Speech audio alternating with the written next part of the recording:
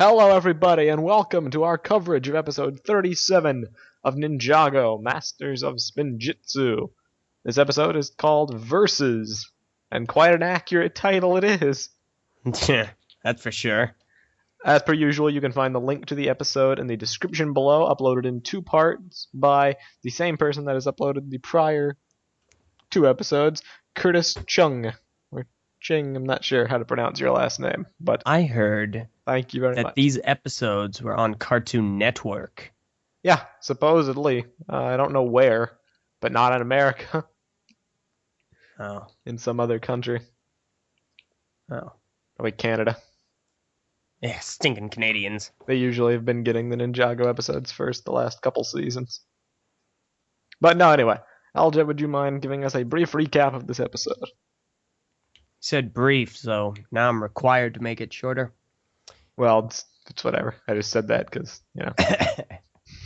Alright, so episode starts off and we see Zane. That's right, he's back. Much to my great dismay.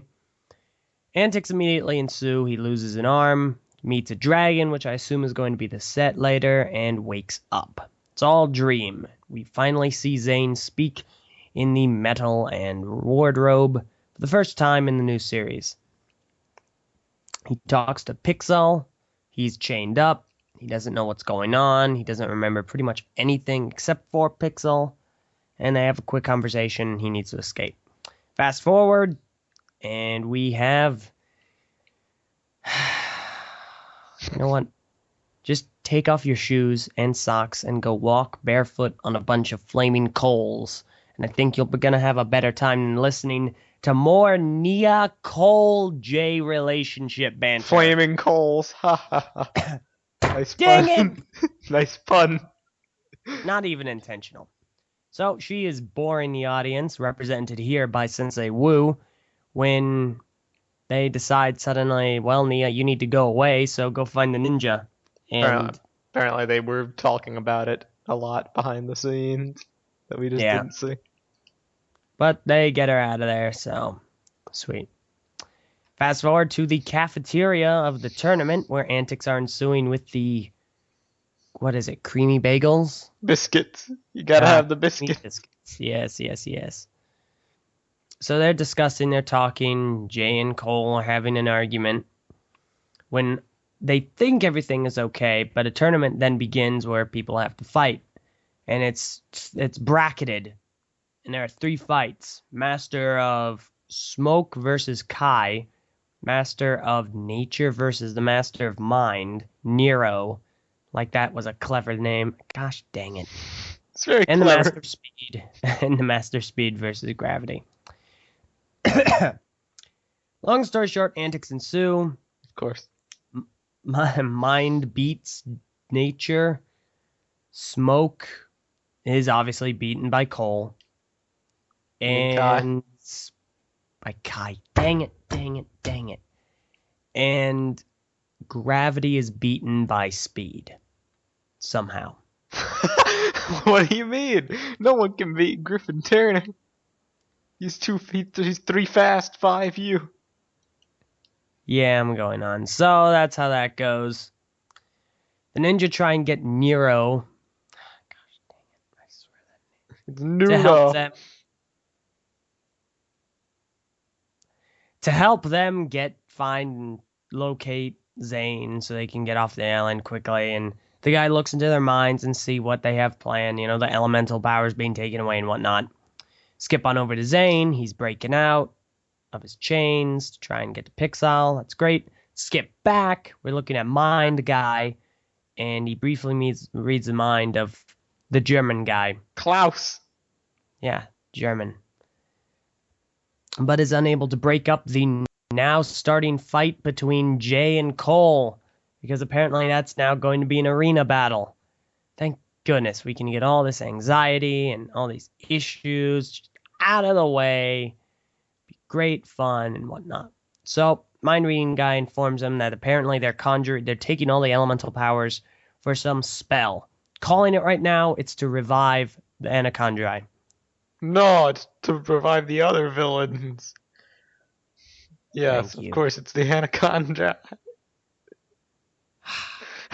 So, Jay and Cole begin fighting, and the antics there ensue. Quickly skip on over to Zane, and he is trying to break into Pixel's room. He succeeds and finds out that Pixel has been disassembled. If anyone gets that reference, I applaud you. And in the end, she becomes basically Cortana. Which is a nice touch. I like it. Yeah, I thought that was a good idea. But then Zane gets knocked out, so haha, sucker. Not a good idea. Antics, meanwhile, are still ensuing with Jay and Cole. They fight, then they fight together, and then they fight each other again. But then Chen is like, no, this doesn't work. This isn't the Hunger Games. You're both gonna lose. And he starts trying to drop them, like playing a board game. But they decide that Cole ought to win, so he jumps for the Fang Blade, but is like, nope! Throws it over to Jay, and Jay wins, and Cole is eliminated. And it ends with Nia finding them their location thanks to randomly reappearing Zanebird. Yup. The end. You forgot to mention, like, when Chen is trying to sabotage the fight, he sends out a couple vehicles called Condry Copters, or whatever. Crushers, not copters. And I don't know about the ninja, but that seems like a pretty dead giveaway that it's something to do with Anacondri. Oh, yeah. You know, like, I know this stuff's just named that for set purposes, but when you scream it out in an arena, they should be clued in. Huh, maybe this and that other snake have something to do with the Anacondri. Maybe Yeah, you're this right. is their plan. It's just a weird thing. Yeah. But no, it was a pretty cool episode. Lots of action. We're finally going to get those annoying Cole J issues out of the way, I believe. I think we've seen the last of them. I hope we've seen the last of them. It was entertaining for a I mean- time, but cringeworthy for a far longer time. Granted, there's still more entertaining than any of the love triangle jargon. Correct. So, I'll take him. Agreed. But no, this episode was pretty cool. We got not a lot of action from the secondary characters. We had 4 fights in one episode. Yeah, it's pretty great. Yep. So the tournament has definitely seen some progression. Yeah. Do Do we know how many episodes we're getting No. this season? we do not. Oh. But I do not anticipate the tournament taking up too many more. I'd say maybe 3 more episodes and the tournament's done. I would wager, and then the Anacondri are released. Yeah, well, released. Released. Released. They're let off the leash. Oh my goodness. And then the ninja go into the jungle and get their new vehicles, which is where the sets come into play. Because we still haven't seen any of those vehicles.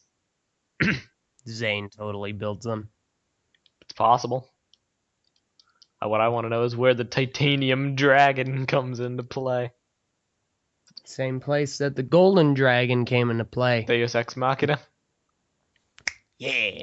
Fair enough. It's been quite a while since we saw their dragons. Did they ever explain where they went? I want to say yes, but I really forget. It could have been a throwaway line at some point, but it was never expounded upon too much. I don't think. Yeah. So maybe they'll show up again. That stupid, ugly, 4-headed dragon monstrosity Hey, to save the day. It's a great synchronized band. I don't know how anyone could have liked that set. I know that set actually had a lot of fans. I don't know how. It was the Well, you ugliest see. thing. What had happened was Miru is a dumb 4 heads are better than 3. Fair enough, I guess, but not on a Lego set because it looks jumbled and cluttered. Oh, come on. You just... So anyway, enough Ninjago 2012, 2013 discussion. This has pretty much been our coverage for episode 37, Versus. Unless you have any other comments to make. No, it was a good episode. I enjoyed it. It's very humorous, and I really hope all the J. Cole stuff is out of the way. I'm interested to see what the flying burritos happens next to Zane. Why does he look so different? Well, they mentioned that he rebuilt himself.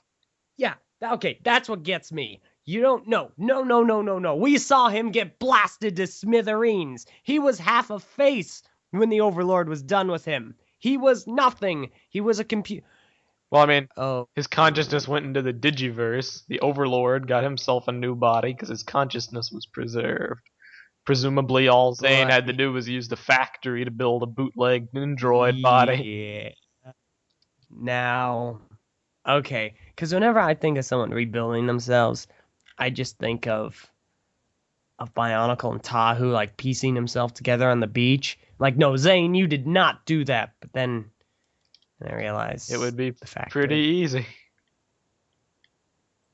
Yeah. Well, I feel dumb. Well, it's okay. Now you know. And you can feel dumb no longer. Yay! So that's pretty much it for Okay, our coverage for episode 37. Thank you for listening, and we will continue to do these regularly whenever the next episode is released, hopefully in a week from now, with no delays. So, thank you for listening, and we will see you all next time for the next exciting episode of Ninjago, Masters of Spinjitzu. Goodbye.